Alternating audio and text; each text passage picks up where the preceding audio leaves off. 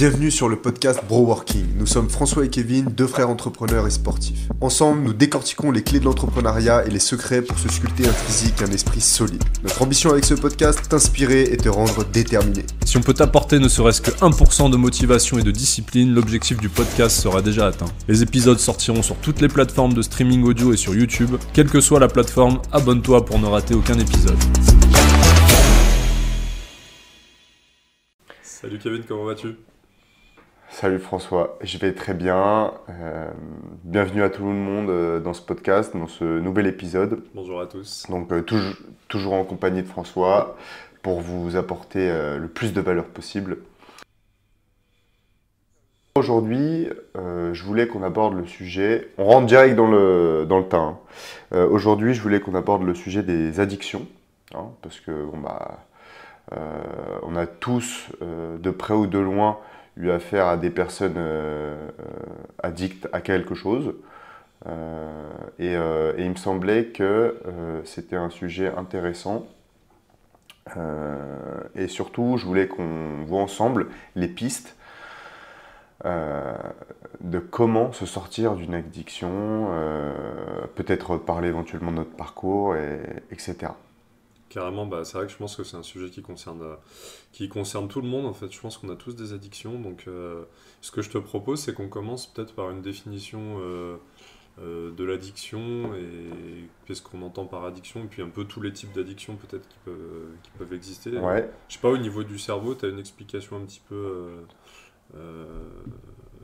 peu rationnelle à nous donner, un petit peu scientifique.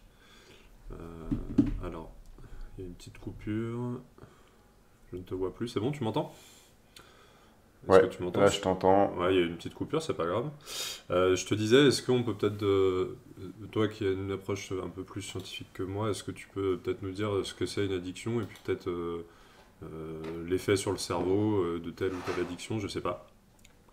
Ouais, après je suis pas addictologue, je suis pas spécialiste, mais je comprends le concept. Étant donné que on l'a tous vécu comme tu l'as dit, mais voilà, je comprends le concept. Une addiction, c'est ne pas pouvoir se passer de quelque chose ou de quelqu'un. Donc d'un point de vue, si on veut définir ça d'un point de vue scientifique à l'aide de mes connaissances, je dirais que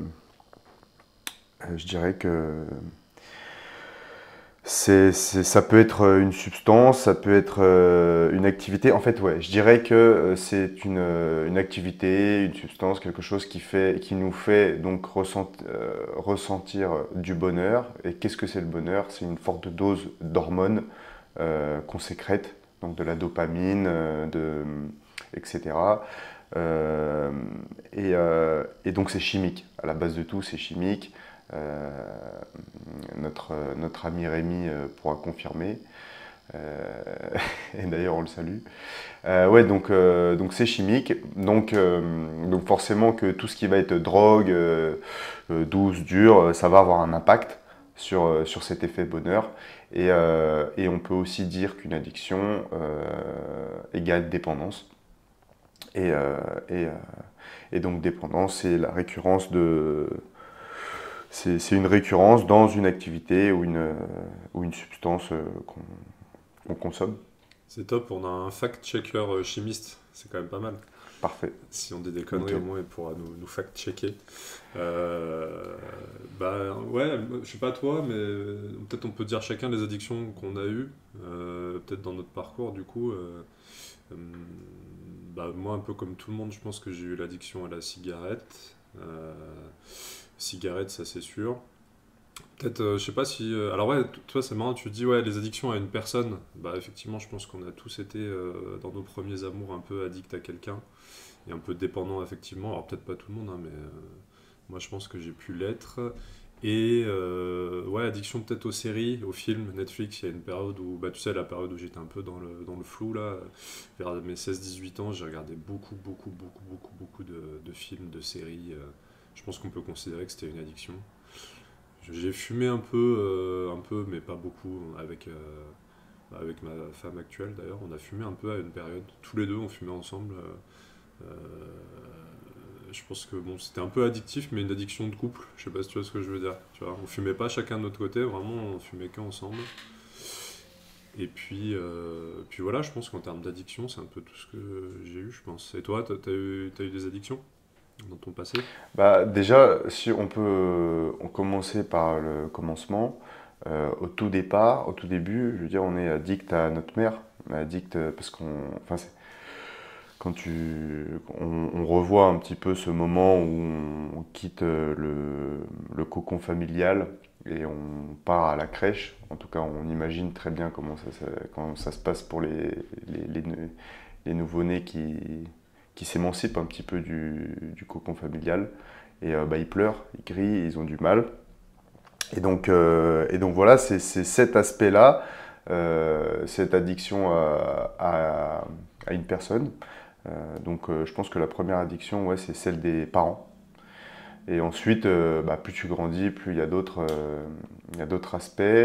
Oui, j'ai pu consommer régulièrement et peut-être pas être dépendant, mais pareil. Donc, alors, de la clope, certainement. Ouais, la cigarette, certainement. Après, tout ce qui est cannabis, etc., je pense pas que c'était une vraie dépendance, mais parce que mais vraiment, dans addiction, il y a dépendance, tu vois. Euh, bon, le cannabis, c'était occasionnel, tu vois. T'avais pas un manque sur le Euh, cannabis? Parce que nous, je sais que il y a des soirs où vraiment on n'était pas bien à l'idée de pas fumer, tu vois. C'est arrivé un petit peu. Pas souvent, tu vois, mais il y a eu quand même des fois où on s'est dit putain, c'est chaud, on a un petit manque quand même. ouais, mais ça, c'est quand t'as plus de stock. Tu sais, c'est quand tu. Donc là, c'est une gestion différente. Mais même, alors, peut-être, ouais, un petit manque. Euh, mais c'était différent de l'addiction à l'alcool, par exemple. Tu vois, moi, je sais que l'alcool, tous les week-ends, il fallait que j'ai mon quota, tu vois. Donc, c'était apéro sur apéro. Les deux soirs, hein, j'avais besoin comme ça de. Et dans ma tête, c'était profiter en fait. Mais après, tu te rends compte que c'est pas ça, mais on y reviendra. Et donc voilà, moi, ma plus grosse addiction, ça a été l'alcool. Donc une grosse période de mon contrat à l'armée. Mais c'était de l'alcoolisme mondain en fait, parce que la semaine, je buvais pas du tout. On s'entraînait pas mal. Je faisais mon boulot, quoi, donc voilà, j'avais pas le temps non plus. Par contre, arrivé au week-end, il fallait et ça depuis donc la fin du lycée, je me rappelle, il fallait que voilà, je me mette une caisse pour entre guillemets profiter, entre guillemets décompresser. Et donc c'est comme ça que j'extériorisais mes émotions, je me sentais à l'aise. Euh, etc. Je ne sais pas comment toi tu l'as vécu, mais bon, on a tous une période. En tout cas, je sais que toi aussi, tu avais ta période apéro. Donc, ouais, c'était ça, l'alcoolisme mondain. Ouais, là pour le coup, moi, l'alcool, je pense pas que ça ait déjà été une addiction. Je te dis, j'étais plus addict à du Netflix et à de consommer des films. Et vu que j'étais plus, tu sais, solitaire, etc., finalement, les soirées alcoolisées, c'est le truc qui me faisait flipper parce qu'il fallait se sociabiliser, il fallait. Bah justement, il fallait boire, il fallait donc perdre un peu le contrôle, lâcher prise, et c'était pas du tout des trucs qui m'étaient familiers, alors que rester tout seul chez moi à regarder des films, là j'étais peinard, je savais que j'allais pas, tu vois, être emmerdé. Donc moi c'est plus une addiction à des contenus, addiction donc à Netflix, addiction peut-être pas addiction aux jeux vidéo, je pense pas avoir été addict aux jeux vidéo, mais je pense avoir surtout été addict vraiment ouais, aux films, aux séries. C'était vraiment plus ça moi qui m'a marqué. Et addiction à la cigarette, clairement pour arrêter la clope ça n'a pas été facile. Ce que j'ai fait c'est que j'ai profité d'être en Irlande. J'ai profité d'être en Irlande pour arrêter parce qu'en Irlande c'était très cher. J'ai fait un an en Irlande et la cigarette était très très chère. Et puis surtout là-bas personne ne fumait. Donc c'est vrai que c'était plutôt pratique parce que vu que personne fumait, c'était pas emmerdant de pas fumer, tu vois. Parce qu'en fait, c'est vrai qu'on peut aborder ça aussi, les addictions, c'est souvent collectif, quoi. Du coup, pour rebondir sur ce que tu disais, Est-ce que ton addiction, toi, à l'alcool, typiquement, c'était pas un truc un peu collectif et finalement, est-ce que les addictions, elles dépendent pas aussi vachement de l'entourage dont on parle tant dans les autres épisodes du podcast? Alors, juste pour t'interrompre 5 minutes sur le podcast, j'ai pas écouté, enfin, j'ai pas entendu ce que tu as dit au début, j'ai juste entendu la fin. Mais bon, je pense que bon, Oui, c'est pas grave, mais je pense même qu'on n'aura pas besoin de couper, ça va couper un petit peu. J'ai une connexion internet qui est un petit peu instable, mais c'est pas grave, écoute. Non, mais je pense que t'as entendu l'essentiel. T'embête pas au montage, c'est pas grave. Alcoolisme mondain, voilà, c'est ça, c'est les fréquentations, c'est sous couvert de sociabilisation, en fait. Euh, Parce que donc toi, tu avais peur de lâcher prise, moi j'avais moins cette peur-là. J'avais moins cette peur de perte de contrôle, j'étais parce que un peu plus casse-cou, je pense, un peu plus aventurier. Mais bon, du coup, je pense que ça m'a bien desservi dans le sens où je faisais rien de constructif de mes week-ends, à part boire. Bon, après, quand tu fais le constat, tu fais le bilan, tu te rends compte que bah, le moment où tu passes du temps, le temps que tu passes à décompresser, entre guillemets, il n'est pas constructif.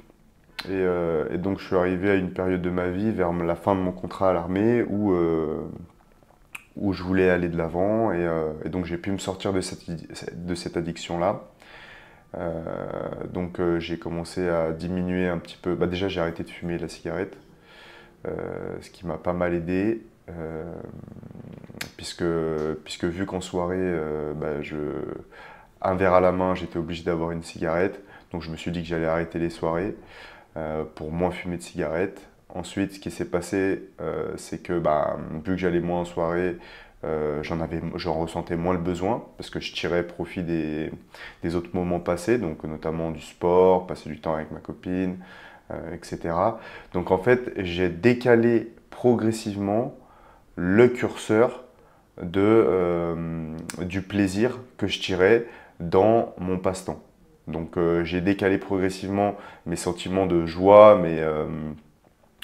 mes sentiments de satisfaction vers le sport. Et donc c'est pour ça que je ne pense pas qu'on sorte d'une addiction du jour au lendemain. En tout cas, je pense que pour tout changement comme sur le corps humain, et là je vais faire donc un parallèle avec mon métier de coach sportif, on sait très bien que le changement physique, il est sain lorsqu'il est effectué sur le long terme. Puisque la personne ne change pas seulement de corps, mais elle change de mentalité. Sur le long terme, elle acquiert des nouveaux automatismes, et c'est ce qui fait que c'est sain, en fait, c'est progressif. Exemple, une perte de poids, tu perds 30 kilos en un mois, c'est possible, mais c'est absolument pas sain. Parce que c'est forcément lié à une énorme frustration, un régime drastique et d'autres procédés. Alors que si tu perds 30 kilos en un an et demi, 2 ans, c'est déjà rapide, mais c'est beaucoup plus sain. Et là, on sait que c'est la mentalité qui a changé, les habitudes, des nouvelles habitudes qui sont mises en place, une nouvelle discipline, un nouvel état d'esprit. Et donc c'est pareil pour la séance sportive, pour le sport. Je crois que c'est vraiment ce qui m'a permis de sortir de cette addiction-là, décaler les curseurs. J'ai tout simplement décalé le curseur de mon plaisir, que je tirais à boire de l'alcool, à profiter, à sortir toute la nuit, tous les week-ends. Et voilà, c'est ça qui m'a bien aidé. Là, je vois que François, j'entends plus François. Non, mais t'inquiète pas, je suis là. Ah, ok. Ok, très bien. T'inquiète, t'embête pas au montage, c'est pas grave, il n'y a pas de technique, il n'y a pas de coupure pour les gens, je pense, donc c'est ok. Je rebondis sur ce que tu dis. C'est vrai qu'il y a une addiction dont on n'a pas parlé, c'est évidemment l'addiction à la malbouffe. Je pense qu'on n'en parle pas parce que nous deux, on n'a pas forcément été concernés par cette addiction-là. C'est pas forcément un truc qui nous a concernés, mais c'est vrai que c'est un truc qu'on rencontre chez beaucoup de gens. Alors moi, j'aime bien manger, et je pense que, alors je vais te faire sourire et puis faire sourire d'autres, mais en plus j'ai une bonne génétique, donc je peux manger quand même relativement de la merde et pas avoir de surpoids, vu que je suis plutôt grand, machin. Enfin voilà, je sèche facilement, donc je peux manger un peu n'importe quoi et sans en payer la facture directement. Après, j'ai toujours fait beaucoup de sport, mais bon, voilà, il y a aussi un aspect, je pense que c'est ce que tu vas dire après, il y a un aspect génétique. D'ailleurs, du coup, est-ce que naturellement, il y a certaines personnes qui ont plus tendance que d'autres à avoir des addictions? Est-ce qu'on est plus sensible naturellement, ou est-ce que c'est peut-être qu'il y a des moments où tu es un peu faible psychologiquement, du coup tu vas être plus fragile et plus susceptible d'être addict? Est-ce que tu vois, il y a un peu l'environnement qui rentre en jeu aussi, évidemment, j'imagine? Bah, il y a forcément l'adolescence, hein, cette transition d'enfant-adulte. Euh, c'est là où on découvre le monde, on s'émancipe, on devient beaucoup plus, on est indépendant, on devient indépendant, et donc on construit notre vie en fonction des valeurs dont on a été inculqué pendant l'enfance. Et donc ouais, c'est ça. C'est enfin l'adolescence, la fin. De toute façon là, il y a trois états. Il y a l'enfance, l'adolescence et l'état d'adulte. Bon, là j'ai l'impression que plus ça va, plus on est adolescent longtemps. Et par exemple, bah, moi si je prends mon cas, je pense que j'étais adolescent jusqu'à, je sais pas moi, jusqu'à aller 22 ans, 23 ans. Dans le sens où bah voilà, j'étais en proie à des addictions et donc oui, pour répondre à ta question, je pense que pendant cette période-là, tu vois, de transition, où tu te poses plein de questions, où t'as pas forcément la vision à long terme. Moi, je sais que j'avais pas du tout cette vision à long terme. Je vivais comme si j'allais crever le lendemain, en fait. Je, j'avais pas du tout cette envie de construire quelque chose. Enfin, en tout cas, j'en avais pas la possibilité. Je vivais au jour le jour. Clairement, on peut dire que je subissais ma vie, en fait. Bah, de toute façon, Et c'est la définition d'enfant, hein, quand la différence entre enfant et adulte. Dis-moi ce que t'en penses, mais de toute façon, je pense que c'est ça, hein, c'est est-ce que t'as une vision long terme ou pas? Quand t'es enfant, tu vois pas plus loin que le lendemain. Quand t'es ado, tu vois pas plus loin que la fin de l'année, le bac, je sais pas quoi. Et le vrai moment où tu passes à l'état d'adulte, c'est quand tu commences à réfléchir en fait sur le long terme et à construire des choses sur le long terme. Donc c'est cohérent, c'est carrément cohérent.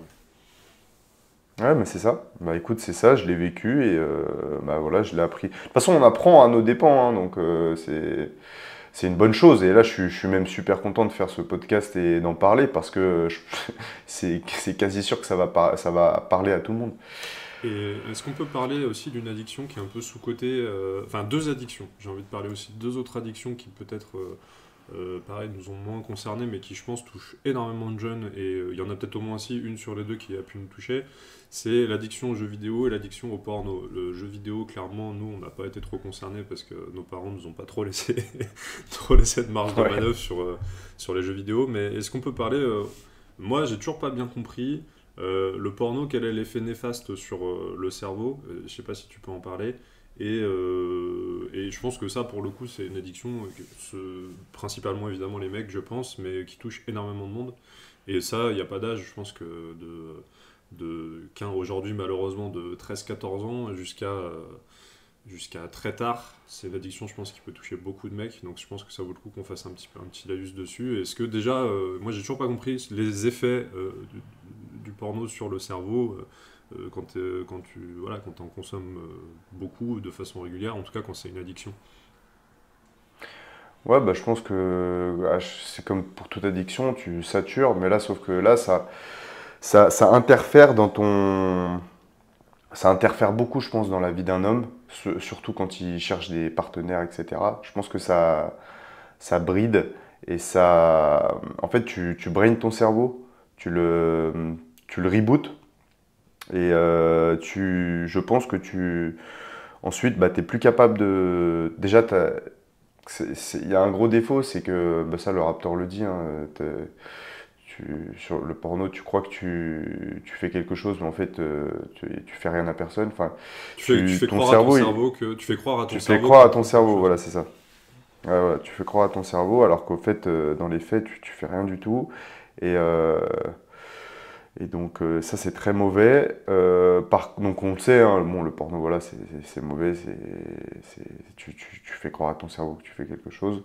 Maintenant, la masturbation, il faut bien, par contre, parce que c'était la mode là du No Nuts November, là, tous les trucs comme ça, là, donc pas se masturber, etc.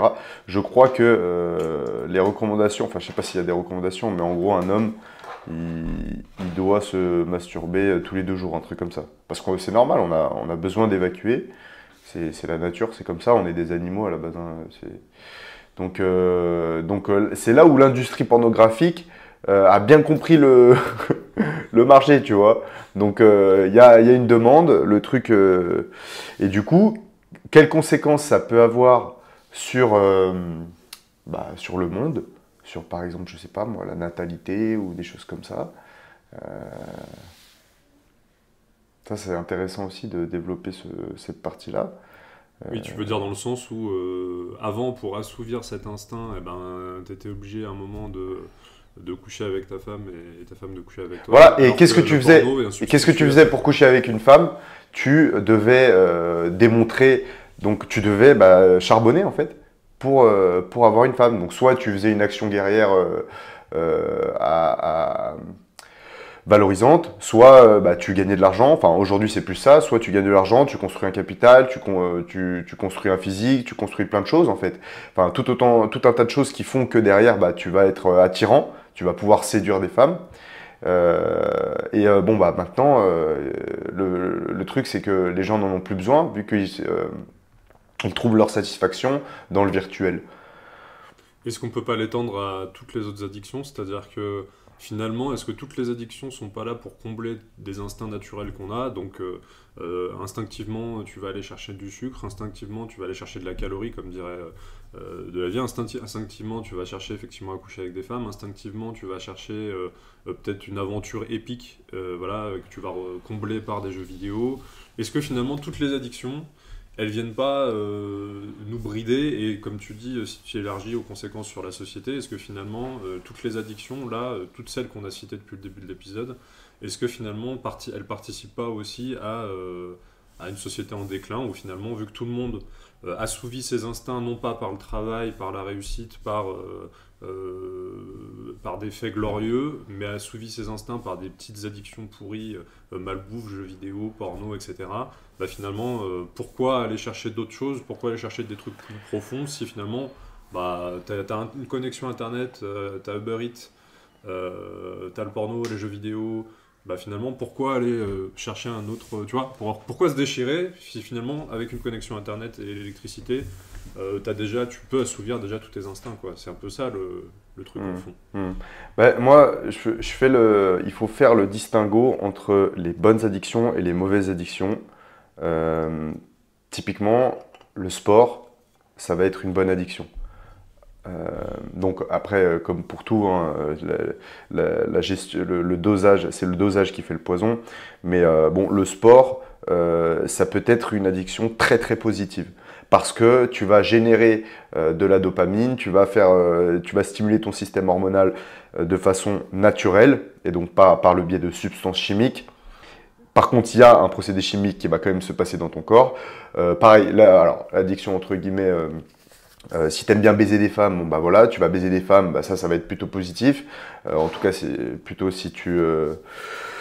il y a les bonnes addictions et il y a les mauvaises addictions. Donc en fait, moi, mon idée, c'était, si tu as une mauvaise addiction, il faut que tu vois sur le long terme et que tu regardes à comment déplacer ton curseur de plaisir pour basculer d'une mauvaise addiction vers une bonne addiction entre guillemets. Parce que c'est ça qui va te sauver.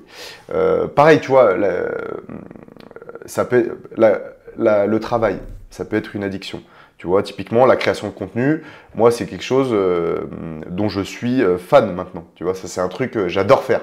Et donc, je passe pas un jour sans avoir une idée, sans vouloir faire du contenu, la mettre en œuvre et la poster sur les réseaux. Tu vois? Et ben ça, c'est une addiction qui est pour moi très positive, comme le sport. Qui peut, Donc, pour le coup, qui peut avoir le mauvais versant, tu sais, des addicts au contenu. Bah, tu sais, je crois qu'il y a des influenceurs comme ça qui ont fait des énormes dépressions parce que d'un coup, l'algorithme YouTube ou Instagram les shadowban ou ils vont perdre leur compte ou d'un coup, leur communauté se retourne contre eux et ils ont tellement pris comme addiction cette dopamine qu'ils généraient en ayant des likes, des vues, des commentaires et une audience que du coup derrière quand ils ont plus ce truc là ils ont fait des complètes dépressions, tu sais, t'avais vu ce truc là. Est-ce que du coup la création de contenu peut-être du coup peut avoir un mauvais versant alors que le sport globalement non mais tout peut avoir un mauvais versant. Le sport c'est pareil, parce que plus tu te rapproches de la performance, plus tu t'éloignes de la santé. Si tu fais trop de boxe par exemple, bah tu perds des neurones, tu te mets à parler comme si tu avais un truc dans la bouche. Tu vois, donc tout peut avoir un mauvais versant. C'est vraiment le dosage qui va faire le poison. Là, la création de contenu, c'est des types qui n'étaient pas... Enfin, tu vois, on parlait de virtual signaling, c'est ça, non? Oui, de virtual signaling, ouais, quand virtual signaling, ouais. Les mecs effectivement prônent la bonne parole et puis en fait quand tu regardes dans les faits, ils font n'importe quoi et ils prônent la bonne parole juste pour capter une audience et passer pour des gens vertueux alors qu'en fait généralement c'est les pires. Ouais, alors c'est ça, mais du coup c'était un autre terme que je cherchais, c'était à ne pas trop chercher justement le like, le commentaire, c'était... les bullshit, les indicateurs un peu bullshit, quoi. Au lieu de chercher à générer du chiffre d'affaires, tu cherches à générer des vues, des likes. Parce que voilà, ça c'est la mauvaise recherche. Comme je t'avais dit la dernière fois, tu vois, par exemple dans les statistiques de mes contenus, je les regarde presque plus. Je les regarde que pour définir ma ligne éditoriale, tu vois, pour remettre la trajectoire un petit peu. Donc forcément je vais regarder, mais ça va plus être au cœur enfin ça va pas être ce que je recherche en premier, tu vois. Ouais, donc, faut savoir se détacher, ça c'est un travail. Après, bon, j'en suis qu'au début, hein, ça fait que 3 ans que je publie sur les réseaux. Donc, ces mecs-là, ces youtubeurs célèbres, là, forcément, puis tu sais, c'est une autre dimension, hein, voilà. Pareil, là, ils sont... Donc, de toute façon, après, il faut être accompagné, tu vois. Il faut être bien entouré, etc. Je pense que ça s'est mal passé pour eux, mais il y en a pour qui ça s'est très bien passé, qui ont fait leur transition, tu vois. C'est clair. Et puis, mais coup, dans tout en fait. Et du coup, pour déplacer le curseur, comme tu disais, donc pour maintenant qu'on a fait le constat sur les addictions, quand tu veux justement arrêter une addiction, tu disais du coup il faut remplacer une addiction par une autre qui est bonne en fait. Et c'est vrai que c'est marrant parce que Marine et moi, c'est exactement ce qui s'est passé. Moi, quand j'ai arrêté de fumer, je me suis mis à aller 4 ou 5 fois par semaine justement à des entraînements de boxe. Et je me suis mis à fond au sport comme jamais. Et là, Marine, pareil, depuis qu'elle a arrêté de fumer, elle s'entraînait déjà de façon régulière avant, mais là, je crois qu'elle fait 4 ou 5 entraînements de sport par semaine. Ça fait 1 an, je crois, un peu plus d'1 an qu'elle a arrêté de fumer là. Et moi, je sais, quand j'ai arrêté de fumer, au début, j'ai compensé par de la bouffe. Je m'enfilais un paquet de cookies à chaque goûter, à chaque 4 heures. Je m'enfilais un paquet de cookies tellement je compensais en fait. Et après, ouais, je faisais 4 ou 5 entraînements par semaine de boxe pour compenser, quoi. Donc, c'est vrai j'ai l'impression qu'automatiquement, tu es obligé de toute façon de remplacer par quelque chose.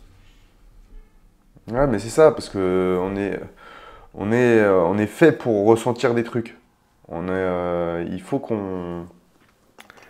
il faut qu'on ressente des trucs, et pour ça, il y a plusieurs procédés. Il y a les procédés faciles, la dopamine facile, donc que tu as dans les drogues, dans la fast-food, cuisine, dans les trucs, dans le sucre, dans le gras, tout ça c'est reconnu. Hein. C'est vrai que... tu as... Ouais, je t'en prie, excuse-moi, je t'ai coupé. Non, et puis tu as, voilà, ce que je disais, le sport, tout un tas de choses qui vont te faire...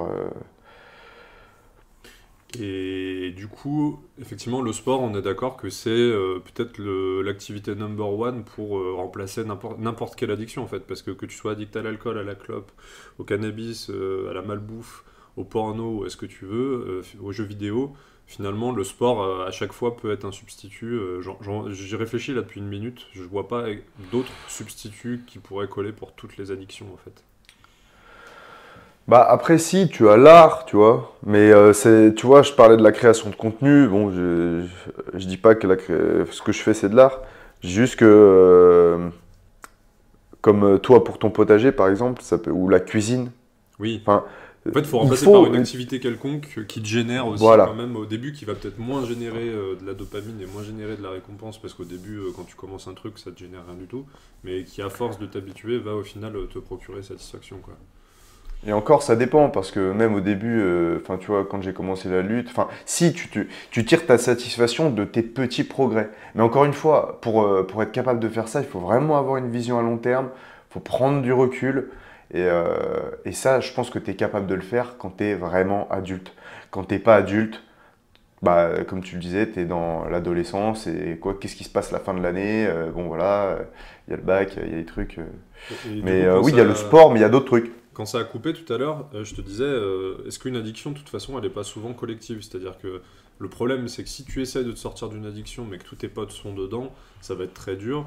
Est-ce que du coup, s'il faut... Donc tu dis, il faut y aller progressivement, il faut remplacer par une autre activité.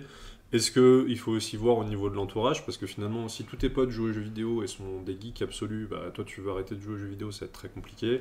Si tous tes potes fument à toutes les soirées ou boivent de l'alcool très souvent, plusieurs fois par semaine, etc., et t'invitent à chaque fois, est-ce que ça va pas être ultra dur? Et pareil, bah, si tous tes potes sont adeptes d'aller au McDo 3 fois par semaine, tous les midis tu vas au McDo avec eux, est-ce que ça va pas être très très dur de sortir de la malbouffe si tous tes amis sont là-dedans, quoi? Ouais, mais si, bien sûr que si. Bien sûr que si. Et ça fait partie de la prise de recul. Tu dois faire le constat et en fait supprimer tout ce qui t'amène vers ton ancienne addiction négative, entre guillemets. Ouais, je comprends. Donc si ça passe par les potes, bien sûr. Je comprends. Et puis bah, dans tous les cas, il faut se faire accompagner aussi, c'est-à-dire que bah, là pour le sport, clairement, si en plus t'as pas de pote sportif, bah effectivement, prendre un coach sportif comme Kevin, c'est une bonne chose parce que du coup, comme on l'a dit dans un épisode, finalement ton entourage, c'est aussi les prestataires que tu choisis. Si t'as pas de sportif dans ta vie aujourd'hui, tu ouvres, je sais pas, comme dirait Macron, tu traverses la rue, tu trouves un coach sportif, ou tu ouvres Instagram, tu trouves un coach sportif. Donc il va faire partie, mine de rien, de ton entourage. Donc voilà. Et puis tu parlais de la création de contenu. Ce que je trouve très intéressant, c'est que l'addiction aussi, on n'en a pas parlé aux réseaux sociaux. C'est une super forte addiction. Tu vas aux toilettes, tu ouvres TikTok, tu te mets dans ton lit, dans un canapé, tu ouvres Instagram, YouTube, ce que tu veux. Et c'est une très forte addiction. Et justement, quand tu es entrepreneur, moi j'ai déjà remarqué que finalement, quand tu es entrepreneur, quand tu dois créer du contenu, parce que tu peux être entrepreneur et être sur la partie financière ou autre chose, hein. Mais quand tu es obligé de créer du contenu pour vendre ce que tu fais, ce qui est ton cas, ce qui est mon cas et ce qui est le cas de pas mal d'indépendants, finalement tu dois transformer cette addiction aux réseaux sociaux en une addiction à la création. C'est-à-dire que tu passes de consommateur à producteur, quoi. Et je trouve elle est sympa cette transition. Et moi, c'est un peu l'enjeu avec mes élèves, c'est les entrepreneurs que j'accompagne, c'est effectivement de les aider à transitionner de purs consommateurs passifs de réseaux sociaux à, bah, dès que tu te branches sur les réseaux sociaux, déjà observe, regarde comment les gens font, inspire-toi, et derrière surtout prends la moitié de ce temps de consommation plutôt pour créer toi ton propre contenu plutôt que de consommer passivement, en fait. Ouais, mais c'est ça. Avant, tu regardes, tu consommes bêtement et derrière, tu deviens producteur, tu produis, tu t'inspires. En fait, du coup, nous, je consomme pas du tout comme je consommais avant, que je me mette dans la création de contenu. Parce que, bah, comme tu dis, tu t'inspires, en plein scroll, par exemple, bah, j'essaie de réduire ça. Donc là, par exemple, avec Anaël, on a mis en place 2-3 trucs. Le jeu, dès que l'un prend ou surprend l'autre en train de scroller, moi, il lui doit un gage.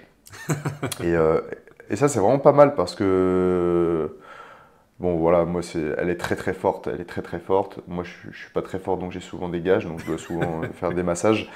Mais, mais voilà, c'est pareil. Donc, tu vois, tu déplaces le curseur. Et du coup, c'est énorme parce que du coup, d'un moment où on était tous les deux sur nos téléphones en train de scroller, on se rend compte on passe un moment ensemble sans téléphone. Donc, c'est soit un massage, soit, je sais pas, une balade, n'importe quoi, ou plus si affinité. Bon, voilà.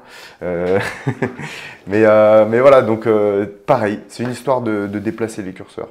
C'est ça. Et finalement, tu passes de vraiment, ouais, c'est ça, tu passes vraiment de consommateur à producteur. Parce qu'en fait, quand tu es addict, c'est que de la consommation finalement. Consomme de la malbouffe, tu consommes du jeu vidéo, tu consommes des clopes, tu consommes du cannabis, c'est que de la consommation en fait. Et dans une société de consommation, c'est peut-être pas étonnant qu'il y ait beaucoup d'addictions parce qu'en fait, on te pousse constamment à consommer des trucs addictifs et on fait en sorte de te rendre addict par des stratégies de communication. Donc, ouais, c'est vraiment cet enjeu-là de passer de consommateur à producteur. Quand tu vas au sport, tu produis, tu crées du muscle, tu crées plein de choses. Quand tu passes à créateur de contenu, c'est toi qui crée, c'est toi qui fais de l'art justement, qui fait de la création, qui crée quelque chose. Je sais pas, quand tu vas justement avoir un jardin et créer un potager, tu vas produire ta bouffe plutôt que d'aller consommer de la malbouffe, c'est toi qui produis la tienne. Donc tu passes vraiment de consommateur à producteur, quoi. C'est vraiment ça. Mais comme tu dis, ouais, le curseur il est important. Il faut être d'aller dans la progressivité et puis se faire accompagner, on l'a dit. Et d'ailleurs, je fais une petite parenthèse. Marine, typiquement, l'hypnose sur elle, ça a très bien marché. Elle avait une phobie de l'avion. Bon, c'est autre chose, j'en parlerai pas là. Mais par contre, elle avait effectivement l'addiction à la clope. Et typiquement, pour le coup, l'hypnose a super bien fonctionné. Alors, sur moi, par exemple, je suis pas réceptif à ça, mais il y a des gens qui sont réceptifs à l'hypnose. Ça peut avoir le coup d'essayer. Et je sais que on connaît un psy tous les deux qui fait de l'hypnose et il sait aussi que ça marche très bien. Ouais, mais c'est ça. C'est une bonne histoire de déplacer les curseurs. C'est bien là parce que faut juste s'en rendre compte, quoi. Une fois que tu t'en es rendu compte, ça déroule. C'est c'est super important de se rendre compte de ce qui va t'arriver si tu continues dans un sens ou dans un autre. C'est important, mais pour ça, il faut faire le point. Et donc, bien sûr, oui, tu l'as dit, il faut se faire accompagner. Moi, je ne sais pas si l'hypnose, ça marcherait sur moi. Tu vois, j'ai jamais essayé. J'y crois pas trop d'ailleurs. Mais ce que je crois, c'est que je crois au pouvoir justement des croyances. Et je pense que quand on croit fermement à quelque chose, il y a de grandes chances que ça arrive. Tu vois, donc typiquement, si tu penses que l'hypnose, si tu es convaincu que l'hypnose ça a une réelle efficacité, alors je pense que, tu sais, pour moi, c'est du placebo. Bien sûr. Après, je sais pas si c'est du placebo, j'y connais rien, mais par contre, c'est sûr qu'il faut y croire. Ça, même l'hypnothérapeute l'avait dit à Marine, c'est-à-dire que si tu arrives, elle a des gens, elle a des mecs, c'est leur femme qui les envoie, tu vois. Ouais. Elle a un patient qui arrive et en fait il dit c'est ma femme qui m'a envoyé, je sais pas ce que je fous là, quoi. Grosso modo, tu vois. Et du coup là elle dit ça marche pas, ça peut pas fonctionner. Ah donc oui, non, mais c'est full placebo alors. Il y a une partie placebo, c'est sûr. Est-ce que c'est entièrement, je sais pas, je m'y connais pas assez. Après j'ai envie de te dire, tout est une histoire de croyance, c'est-à-dire qu'aujourd'hui pour arriver à être addict à la malbouffe, il faut savoir que derrière tu as énormément de marketing qui t'a fait croire que la bouffe allait te rendre heureux. Je veux dire, quand tu allumes la télé aujourd'hui, tu regardes les publicités, 100% des publicités t'amènent vers des addictions. L'addiction à avoir des belles... Enfin, tu vois, c'est pas une addiction, mais l'addiction à avoir des belles bagnoles, ça peut l'être aussi. C'est-à-dire, t'es addict au regard des autres, quelque part. Tu vois des pubs pour de la malbouffe, tu vois des pubs pour plein de choses, et finalement... j'ai envie de te dire, quasiment toutes les addictions, c'est une histoire aussi, c'est dans la tête que ça se passe, et c'est des croyances. Donc finalement, si l'hypnothérapeute, elle arrive et qu'elle te modifie un peu ce système de croyances-là, je pense que ça peut fonctionner, ouais. Et moi, tu sais, ce qui m'a toujours fait marrer, c'est les gens qui... bon, j'en faisais partie, hein, donc... ce sont les gens qui pensent que le marketing des industriels, la communication n'a pas d'impact sur eux. Et ça, j'étais naïf, tu vois, de penser ça, parce qu'en réalité, même tes gamins, tu vois une pub de bagnole, derrière, en grandissant, tu auras les moyens de te payer cette bagnole, il y a de grandes chances que tu achètes la bagnole parce que en étant enfant, tu as bouffé un certain nombre de réclames de cette bagnole. Et ça, c'est puissant parce qu'il y a des gens du coup qui consomment de la pub en se disant non, c'est bon, ça, je sais que j'achèterai jamais. Alors qu'en réalité, c'est fait pour, en fait, c'est du matraquage, c'est de la propagande. D'ailleurs, sur YouTube, là, ça devient la télé, YouTube. Hein. Je sais pas si tu regardes YouTube sur ta télé, mais nous, on n'a pas le câble, enfin, on n'a pas l'antenne. Du coup, on met que YouTube sur la télé. Et là, ça devient la télé, hein, ça devient des spots de 1 minute presque. Ouais. Oui, bah, ils sont ils sont dans une logique de rentabilité, donc petit à petit, ils vont aller Ouais, bien sûr. vers le système de la télé. Mais moi c'est pour ça hein, que j'ai créé, c'est pour ça que j'ai fait des études dans la communication et que j'ai monté ma boîte là-dedans, c'est que j'ai à cœur de vraiment m'actualiser et H24 apprendre des nouvelles techniques pour déjà savoir déjouer celles qu'on me met sous les yeux. Ça me passionne en fait, j'aime bien, moi de toute façon comme je t'avais dit, j'aime bien la politique et j'aime bien tout ce qui est un peu jeu d'influence, de pouvoir et tout, c'est des trucs qui me manipulation, ouais, de manipulation. Et en premier lieu, débunker les trucs où je peux être manipulé. Et typiquement, bah oui, tu vas voir une pub, tu as un énorme effet de répétition, c'est-à-dire que toutes les marques que tu vas acheter, c'est des marques où il y a eu un gros effet de répétition qui fait croire à ton cerveau que tu connais la marque et que tu peux lui faire confiance. Donc si depuis que t'es gamin, t'as vu 200 fois la marque Peugeot à la télé et sur des annonces, sur du print, sur des panneaux publicitaires, bah, c'est sûr que ton cerveau il se dit tiens Peugeot je connais cette marque, je lui fais confiance. Tu as le visuel, donc tu fais confiance au nom, tu fais confiance au visuel, à la marque Peugeot, tu fais confiance à la musique Peugeot aussi, puisque tu as la musique qui va avec la pub, la signature sonore, l'identité sonore. Tu as tous ces trucs-là qui familiarisent ton cerveau avec les marques. Et voilà. Et puis en plus de ça, si ton entourage te dit que Peugeot c'est génial ou que je vais à l'opposé, si tout ton entourage te dit que fumer, si tu vois ton entourage fumer, bah tu vas aussi avoir envie de fumer parce que ton entourage, tu as vu qu'il consomme le truc. Voilà. Si en plus c'est des personnes qui sont influentes pour toi, si c'est des exemples, tes parents, si tu as vu tes parents fumer, si tu as vu tes parents acheter Peugeot toute leur vie, je fais des comparaisons, mais toutes les habitudes de consommation de tes parents ou de tes mentors, ou en tout cas des gens qui t'ont inspiré, tu vas aussi les reproduire. Et en marketing, ça s'appelle avoir des ambassadeurs de ta marque, qui en consommant ta marque, avoir des influenceurs. L'influence, c'est ça. Quand tu as ton influenceur préféré qui consomme un truc et qui dit que c'est bon ou que c'est bien pour sa santé, bah, tous les followers qu'il y a derrière vont en partie acheter aussi le produit. Donc, non, les gens qui pensent qu'ils ne sont pas influencés, c'est une belle naïveté, c'est joli, c'est mignon. Ouais, c'est ça, c'est candide, ils sont... le monde est gentil. Après, et du coup, pareil. Par contre, du coup, on consomme toujours de la publicité parce qu'on en consommera toujours, sauf si on en consommera toujours. Et donc, là, du coup, pareil, en tant que producteur, on se met à la place de ceux qui font la publicité. Donc déjà, oui, on déjoue les astuces du marketing, mais en plus, on prend des idées, du coup. Parce que nous, on a aussi un service à vendre. Et donc voilà, on doit aussi faire de la publicité, parce que c'est comme ça qu'on touche les gens. Maintenant, après, je pense que c'est comme tout, hein, c'est le dosage qui fait le poison. Tu as des façons éthiques de faire de la publicité, tu as des façons...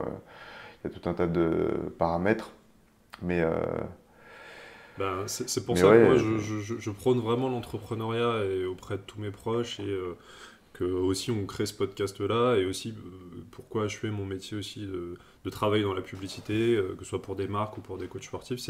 Moi mon objectif c'est aussi, j'ai envie que les gens entreprennent, parce que je trouve que c'est responsabilisant, parce que quand on t'entreprend, du coup tu deviens une éponge, tu es obligé de devenir une éponge, alors que finalement quand tu te limites au salariat, tu vas te cantonner à ton poste, en fait. Tu vas te cantonner aux compétences qu'on te demande dans ton poste. Alors, je fais pas de généralité. Il y a plein de gens qui s'intéressent à plein d'autres trucs que leur boulot. Mais c'est vrai que quand tu es entrepreneur, tu es obligé de devenir une éponge. Donc, dès que tu vas avoir passé un contenu, tu vas t'en inspirer. Que tu sois chef d'entreprise pour une énorme boîte, pour une petite boîte, ou que tu sois tout seul, finalement, tu dois être un peu polyvalent, donc tu dois devenir quand même cette éponge et regarde toi, effectivement, tu dis aujourd'hui quand tu consommes un contenu, ça te donne des idées pour ta boîte à toi. Et c'est valable pour plein de choses. Tu vas avoir passé un réel sur la comptabilité. Moi aujourd'hui je regarde des réels sur la compta alors que, enfin tu vois, c'est pas du tout mon truc, mais je me dis il faut que je regarde parce qu'il faut que je devienne plus intelligent là-dessus. Et tu deviens vraiment une éponge, quoi. Et tu deviens vraiment une éponge, mais positive, quoi. Tu t'inspires des entreprises, des marques, de ce qu'elles font pour recréer ça pour toi. Et donc tu deviens pas un consommateur passif, quoi. Ouais, mais c'est ça. Après, et après, c'est bien, oui. Puis même, ça, c'est une gymnastique, c'est un pli à prendre. Et petit à petit, ça devient une passion, là. Je sais pas, mais tu te dis, putain, ok, ils ont utilisé tel ou tel procédé pour me vendre leurs produits, et voilà, tu t'inspires. Donc, non, c'est vraiment pas mal. Et là, on va devoir, et en plus, ce qui est bien, c'est que là, je fais une petite digression vers l'intelligence artificielle. En fait, avec toutes les statistiques et toutes les données qui vont être collectées et recoupées, on va pouvoir de plus en plus cibler les mecs, quoi. Enfin, là, je voyais, par exemple, de toute façon, on a tous vu, hein, quand tu parles d'un produit, je prends par exemple un air fryer, je ne sais pas si tu vois ce que c'est l'espèce de mini-four là, à tiroir. C'est vraiment magique ce truc. D'ailleurs, là, je sais que si on en parle pendant quelques temps, je vais avoir des air fryers, mais parce que j'aurais fait des recherches, etc. Bref, l'intelligence artificielle, là-dessus, je pense qu'elle va bien nous aider. Et elle nous aide déjà, d'ailleurs. Oui, elle nous aide déjà, hein. Ouais, complètement. C'est déjà de l'IA, hein. Ouais, complètement.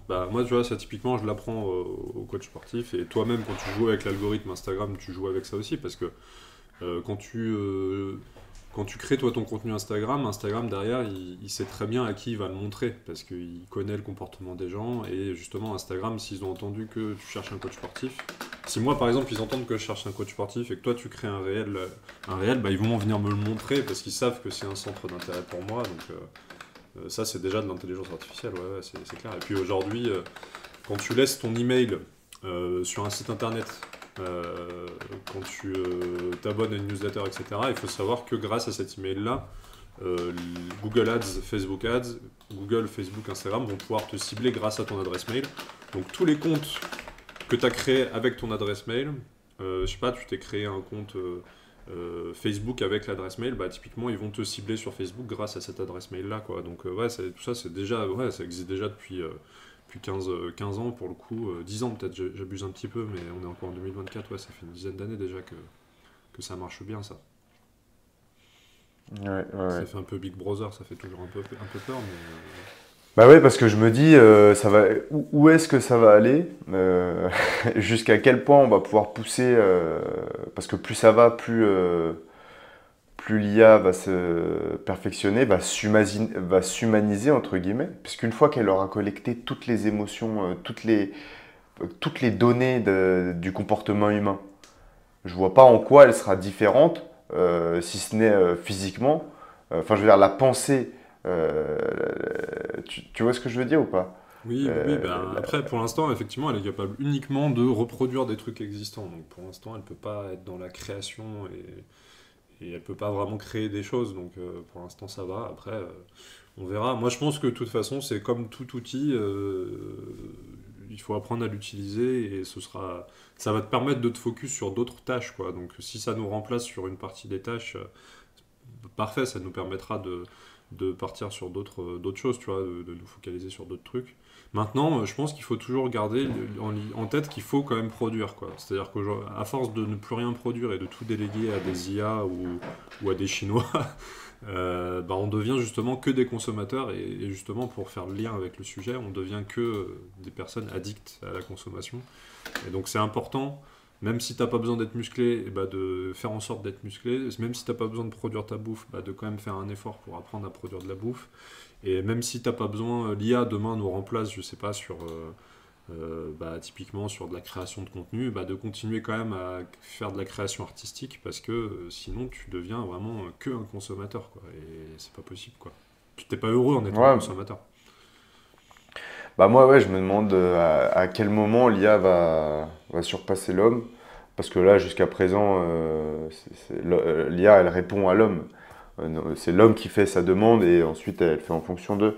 Mais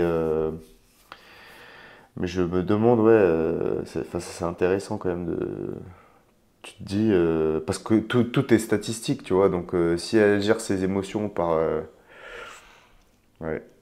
c'est déjà un système de domination dans le sens où, justement, les industriels nous dominent déjà dans la façon de faire leur publicité, puisque déjà, grâce à l'IA, ils peuvent nous cibler selon nos centres d'intérêt, selon nos discussions avec nos téléphones à côté, selon les sites qu'on visite et les emails qu'on laisse et les pages Instagram qu'on visite. Donc finalement, tu es déjà dominé par l'IA en fait, sur plein d'aspects.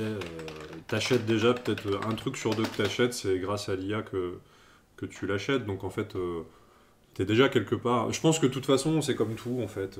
Ça dépend de nous, quoi. Est-ce que t'es susceptible... Si t'es susceptible à être dominé, tu seras dominé, peu importe qu'il y ait l'IA ou pas. Et si t'es quelqu'un qui veut garder toujours cette autonomie de pensée et qui veut toujours être un peu indépendant et rester justement, pas trop être une victime, quoi, tu le seras pas, quoi, parce que tu vas faire attention, même si tu vas passer 50 pubs sur un sujet, tu vas faire en sorte déjà de pas voir les 50 pubs parce que tu vas pas scroller comme un con tous les soirs. Je pense que c'est un mindset, c'est un état d'esprit à avoir, tu vois ce que je veux dire, qui est lié à bien sûr. Quoi. Oui, qu'elle soit là ou pas, bien sûr, mais de toute façon, à la base, il y aura toujours l'homme. Maintenant, en tout cas, elle va forcément nous aider de plus en plus. Alors, sur la création de contenu, là, je pense qu'on a fait le tour. Je pense qu'on peut passer maintenant à l'aspect plutôt, je sais pas moi, futuriste, tu vois. Quel sera, donc selon toi, quel est l'avenir du marketing dans le monde? Est-ce qu'on va enfin je sais pas, qu'est-ce que tu penses de ça? C'est ça, exactement. Non, mais bonne transition sur. C'est justement le marketing hyper personnalisé. C'est que là aujourd'hui, quand tu allumes la télé, tu vois encore des publicités qui comment dire, ne sont pas forcément très très personnalisées. Mais plus ça va aller, plus on va aller vers de la personnalisation. Plus ça va aller, plus tu vas être ciblé par des contenus qui vont dans ce que tu cherches à ce moment-là, comme besoin, etc. Donc on va vers cette hyper personnalisation-là. Donc c'est pour ça que les marques doivent vraiment s'adapter et que notamment quand tu es indépendant, que tu es porteur de projet, tu dois aussi être capable de proposer du contenu qui répond à la demande des gens, d'apprendre à utiliser les outils. Donc tu parlais de l'IA, je parlais de publicité digitale. Tu dois impérativement apprendre à manier ces outils-là. Toi, aujourd'hui, tu es en train d'apprendre et tu as déjà appris en partie et tu continues de travailler dessus sur apprendre à créer du contenu qui répond à un besoin, qui match avec l'algorithme Instagram. Et l'algorithme Instagram, il propose du contenu personnalisé aux personnes, aux personnes qui sont sur l'appli. Donc, c'est exactement ce que tu es en train de faire, c'est vraiment d'apprendre toutes ces choses-là. Et moi, par exemple, tu vois, je fais de l'emailing aussi, tu t'envoies des emails personnalisés. Si la personne, elle a cliqué, elle va continuer de recevoir des mails. Si elle n'a pas cliqué, elle va recevoir une autre série de mails différentes. Tu vois, c'est vraiment un parcours très personnalisé. J'ai un pote qui bosse aussi sur les pages de sites internet de e-commerce. Effectivement, les pages de e-commerce, selon peut-être ton profil, on va pas te montrer les mêmes produits. Tu vas pas avoir le même parcours client, le même parcours utilisateur. Et on va vraiment vers cette hyper personnalisation-là. Et si en plus il y a un peu de réalité virtuelle et de métaverse qui vient se mettre là-dedans, là tu pourras vraiment personnaliser le parcours d'une façon incroyable, quoi. Et ouais, donc toucher forcément ta cible, toucher à tous les coups, quoi. C'est le missile à tête chercheuse. C'est ça, exactement. Ouais, c'est puissant. C'est intéressant. Ouais. Ah ouais, c'est ouais. Non, c'est clair, si tu me dis que sur une série d'emails, le mec il peut être redirigé 3-4 fois, c'est déjà ouf, parce que ça veut dire qu'il y a plusieurs possibilités. En fait, à chaque option, tu as une solution, et tu réponds à une de ces attentes. Ça, c'est fou. Exactement, et puis tu peux faire de l'A/B testing aussi, c'est-à-dire que pour justement encore plus personnaliser et encore plus avoir de data, de données, tu vas tester. Donc aujourd'hui, quand tu te connectes sur un site, la marque, elle teste souvent une page et une autre, et elle va exposer 50 personnes à une page, 50 personnes à une autre, un peu différentes, et elle va regarder où est-ce que ça convertit le plus.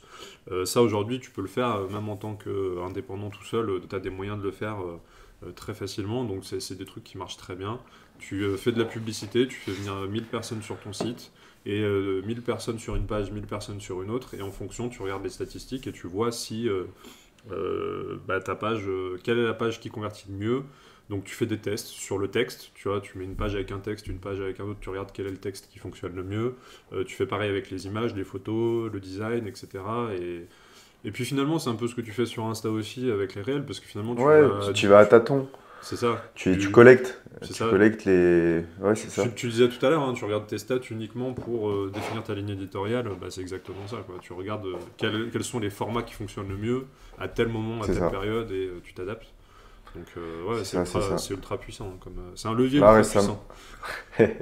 Là récemment, justement, j'ai un ami coach, bisous à Merlin d'ailleurs, qui me demandait pourquoi tu demandes de lire la description à la fin de tes vidéos, pourquoi t'expliques pas tout simplement.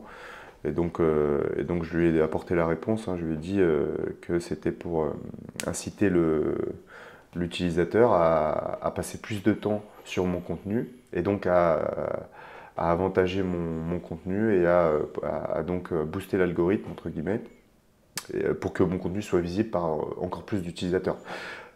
Parce que le mec, en cliquant sur la description, il va prendre le temps de la lire, donc il va prendre plus de temps. Maintenant, je renvoie carrément vers un commentaire épinglé, donc Instagram va voir qu'il y a plusieurs interactions sur mon contenu, donc de la lecture de la description, du temps passé dans les commentaires, et puis ensuite le contenu qui tourne en boucle, donc des vues. Donc ça, c'est vraiment c'est l'astuce que j'ai trouvée en ce moment. Et puis il y a un deuxième avantage, je lui disais aussi que du coup tu attirais des personnes qui savaient lire, déjà c'est pas mal. C'est la meilleure raison, je suis fan. Au moins je fais le tri, c'est que des gens qui... Non, en fait, en fait, en gros, tu veux dire des gens qui ont la patience déjà de lire 15 lignes, oui, voilà. Des gens un minimum intelligents, quoi. Ouais, oui, voilà, oui. Bon, après, sans parler forcément d'intelligence, mais juste des mecs qui prennent le temps de lire, quoi. Ouais, voilà, investis, quoi, qui sont engagés, quoi. Investis. Je comprends. Non, c'était drôle, du coup. Non, mais... Je n'attire aucun analphabète. Bon, super. Écoute, c'était un épisode, je pense, très intéressant pour tout le monde, puisqu'on est tous concernés par les addictions, et puis par la société de consommation, et puis par aujourd'hui l'intelligence artificielle, donc c'est top. On passe à la recommandation de contenu ? Ouais, alors moi j'ai un super contenu en relation avec l'intelligence artificielle, c'est la série Koubra sur Netflix. Donc là en fait c'est des mecs qui ont demandé à l'intelligence artificielle de trouver un moyen de sauver le monde, entre guillemets, pour supprimer les guerres. Et en gros, l'intelligence artificielle, elle parcourt les profils sur la Terre, et elle trouve un messie, entre guillemets, un homme susceptible de pouvoir aider les autres et de pouvoir trouver une solution. Donc ouais, je recommande. C'est une série turque. Ok, écoute, merci, je connaissais pas, je vais regarder, et puis j'allais recommander aussi une série Netflix, du coup on vous recommande de rester devant votre ordinateur à regarder des séries. Je vous recommande moi la série Netflix Le problème à trois corps. C'est une série du coup, mais en fait c'est très dur de la pitcher sans faire de spoiler. Le problème à trois corps, c'est un peu... C'est en fait déjà, ce qu'il faut dire, c'est que c'est les personnes qui ont créé la série... qui ont créé la série télévisée Game of Thrones. Donc c'est pas eux qui ont écrit les bouquins. Je crois pas que ce soit eux qui aient écrit le bouquin Game of Thrones, mais c'est eux qui ont créé la série Game of Thrones. Et là, c'est un peu le même esprit. On voit que c'est la même façon de procéder, mais c'est très intéressant. Ça parle un peu aussi d'IA, ça parle un peu pas des extraterrestres, mais d'ovnis. Enfin voilà, il y a un petit peu de. Pourtant, je suis pas du tout fan de séries fantastiques, de science-fiction, etc. Mais là, elle est pas mal du tout. Ça vient de sortir sur Netflix, c'est pas mal du tout. Et c'est intelligent, c'est bien écrit. Enfin, c'est une bonne série. C'est pas un chouïa progressiste parce que... En vrai, non. Tu l'as regardé tu l'as regardé ou... En vrai, j'ai regardé l'épisode 1. Okay. J'ai regardé l'épisode 1 et il y a 2-3 trucs qui m'ont saoulé. Je me rappelle plus trop. Tu vois, je me rappelle plus trop parce que je l'ai regardé quand c'est sorti et du coup, j'ai arrêté. Après, c'est vrai que bon, ouais, c'est... Les seuls moments où je regarde de la série comme ça, du Netflix, c'est le soir. Et là, en ce moment, on se refait les classiques, comme je t'avais dit. Top. On est plus sur du Narcos, Breaking Bad. Il faudrait qu'on fasse... Tiens, on a fait un épisode sur le rap. J'ai pensé qu'il faudrait qu'on fasse un épisode sur le cinéma, peut-être. Où... Je pense qu'on a pas mal de contenu. On sera peut-être ça pour le prochain épisode. Allez, écoute, ça marche. Très bien, merci à tous d'avoir écouté cet épisode, merci à toi Kevin, et puis écoutez, commentez, likez, donnez-nous un peu votre avis, et n'hésitez pas à laisser un avis si vous écoutez ça sur les plateformes de streaming. Merci François, à bientôt. Merci Kevin, à bientôt, à la prochaine fois. Merci d'avoir écouté cet épisode de Broworking, le podcast. Si tu as apprécié nos discussions sur l'entrepreneuriat, le sport et la quête de l'excellence, n'oublie pas de partager, de laisser un commentaire et de t'abonner. Reste discipliné, reste engagé et n'oublie pas, chaque jour est une opportunité de devenir une meilleure version de toi-même.